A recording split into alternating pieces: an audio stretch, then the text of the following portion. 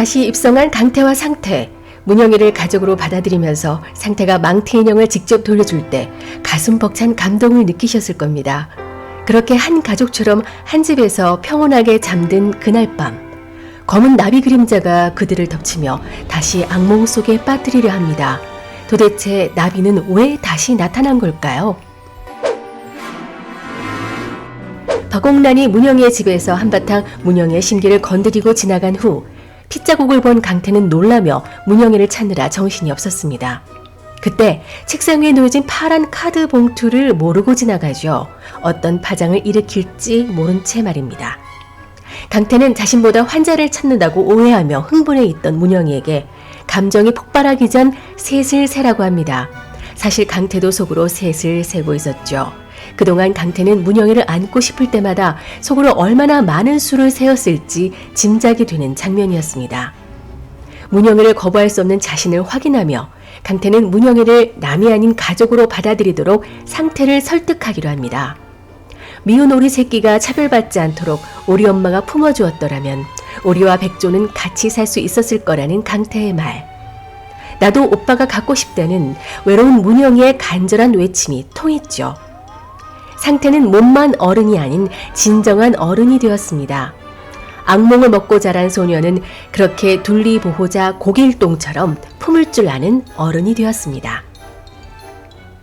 그런데 비로소 행복한 가족이자 연인이 될 수 있는 그들 앞에 수상한 물건이 뒤늦게 발견되죠.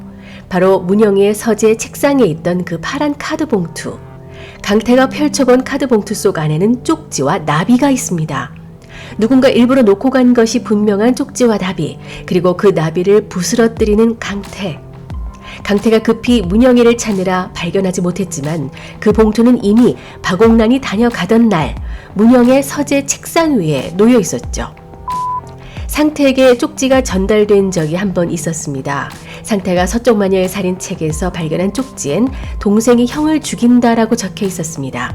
그리고 박옥란의 물품에서도 서쪽 마녀의 살인책에 알 수 없는 쪽지들이 끼워져 있었고, 하필 쪽지가 끼워져 있던 책 속의 글에서는 소설 속 여자가 범죄 현장에 나온 쪽지 사진을 나란히 두었다고 하는 대목이 있는데요.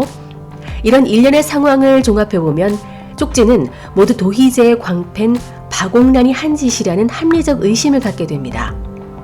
못 알아보게 그어진 그 쪽지엔 뭐라고 적혀 있었을지 몹시 궁금해지는데요.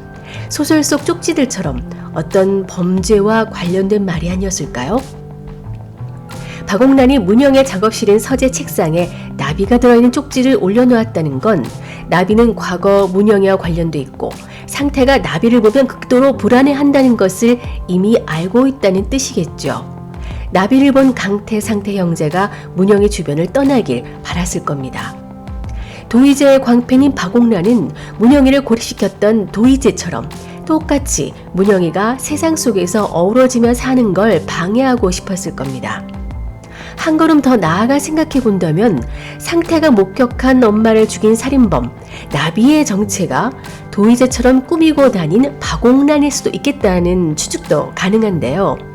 여기서 뇌피셜을 더 가동해 보겠습니다.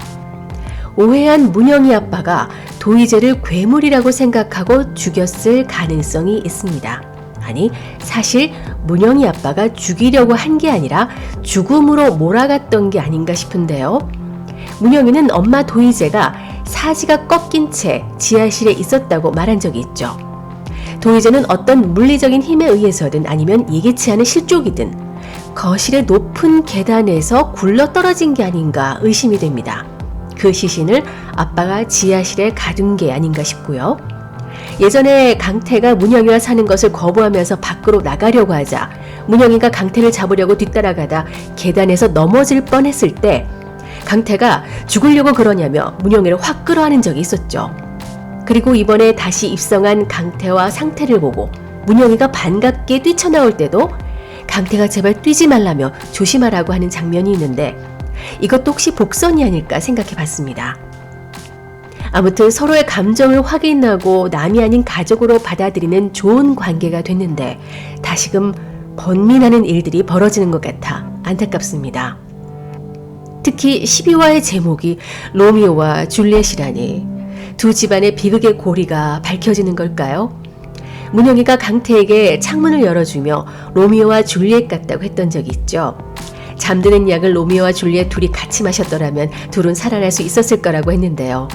강태와 문영이도 각자 혼자서 끙끙 앓지 말고 서로 숨김없이 이야기해서 오해로 돌이킬 수 없는 일이 벌어지지 않도록 서로를 믿으며 함께 어려움을 극복해 나갈 수 있기를 바랍니다.